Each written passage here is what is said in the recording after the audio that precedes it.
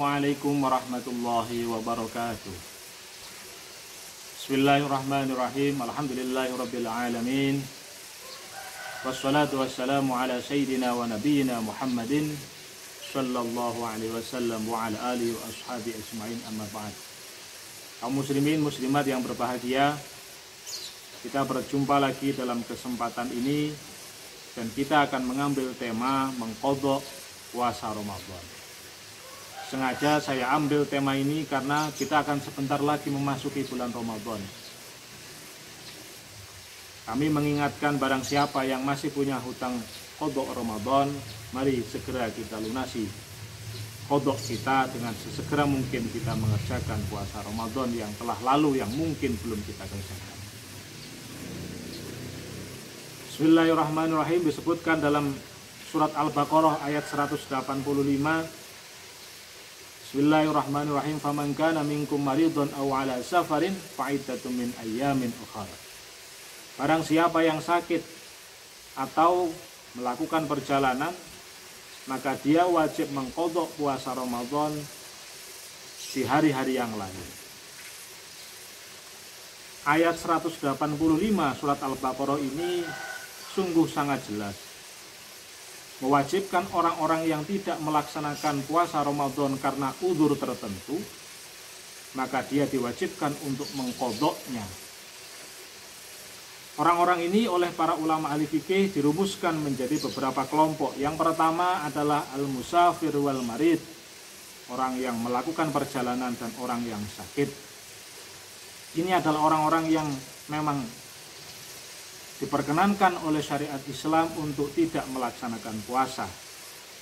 Yang kedua adalah al-kabir al-ajiz wal marid alladzi la yurja bur'uhu, orang yang sudah tua renta atau orang yang sakit yang akut yang sudah susah untuk diharapkan kesembuhannya. Yang ketiga adalah al-hamil wal murdi, perempuan yang hamil dan perempuan yang menyusui.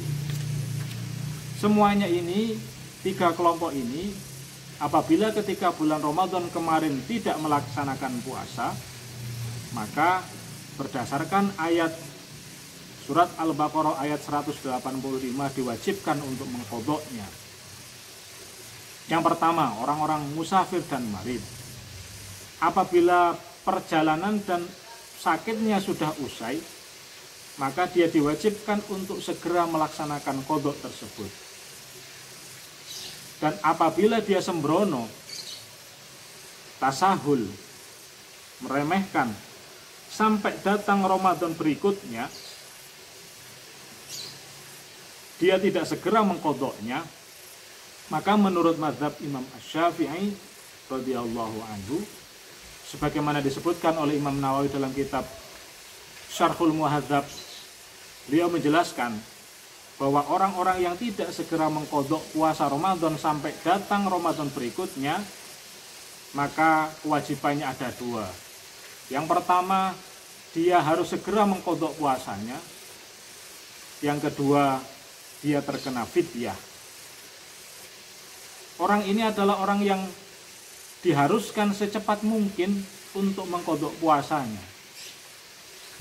Besarnya fidyah, sebagaimana disebutkan oleh Imam Syafi'i, berdasarkan hadis yang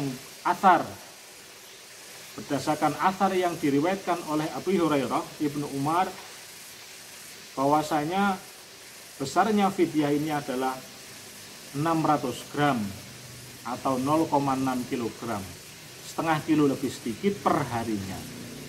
Maka jika ada orang ketika Ramadan kemarin tidak puasa karena sakit atau perjalanan, kemudian dia sudah punya waktu yang cukup untuk mengqadhanya, namun ternyata dia tidak segera mengqadhanya, maka dia terkena wajib dua hal. Yang pertama adalah segera mungkin melaksanakan qadhanya, yang kedua membayar fidyah satu harinya 600 gram atau 0,6 kilogram.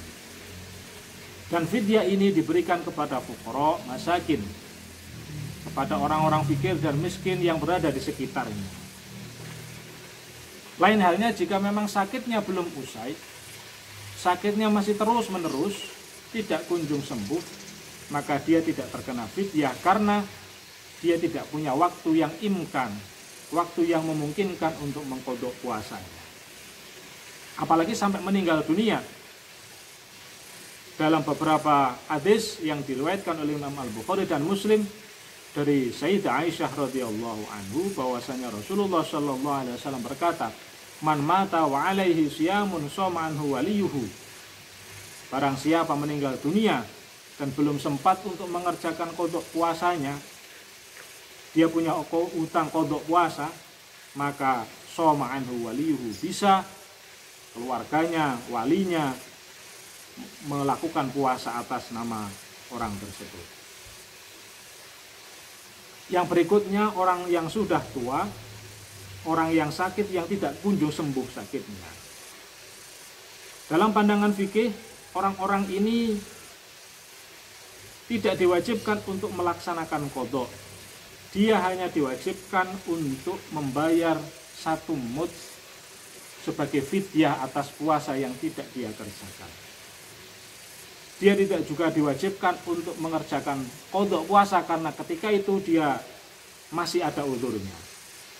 Jadi dia cukup perharinya membayar 600 gram atau 0,6 kilogram sebagai ganti dari puasa yang tidak dia kerjakan.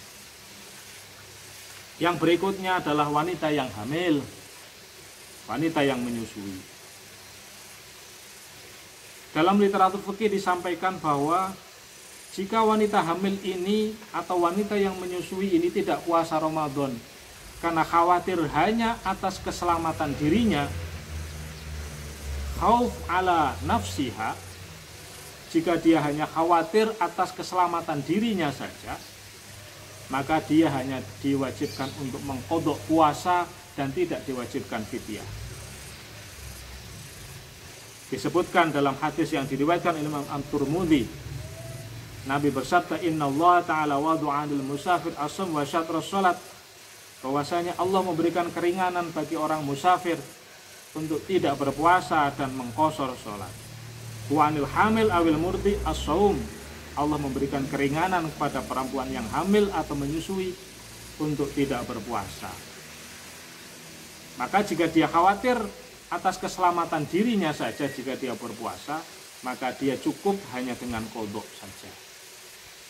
Lain halnya kalau dia tidak berpuasa ini motifnya karena dia khawatir atas keselamatan bayinya. Jika dia menyusui maka air susunya akan berkurang, kemudian akan mempengaruhi kesehatan bayi. Atau dia sedang hamil kemudian khawatir janinnya akan terjadi masalah. Maka para ulama menyampaikan berdasarkan surat Al-Baqarah ayat 184, wa 'alal ladzina yutiquna fidyatun ta'amu miskin. Fidyatun ta'amu miskin. Orang ini adalah orang-orang yang diwajibkan untuk membayar fidyah. Orang-orang ini sebenarnya mampu berpuasa, tapi karena untuk menyelamatkan orang lain, menyelamatkan bayinya, demi kesehatan bayinya, sehingga dia tidak berpuasa, maka dia diwajibkan untuk mengqadha puasa sekaligus membayar fidyah. Jadi ada 3 hal, 3 faktor kelompok. Yang pertama musafir dan marid, yang kedua orang yang tua, orang yang sakit yang tidak kunjung sembuh sakitnya, yang ketiga perempuan hamil dan perempuan yang menyusui. Kiranya cukup sekian. Ihdinas shiratal mustaqim. Wassalamualaikum warahmatullahi wabarakatuh.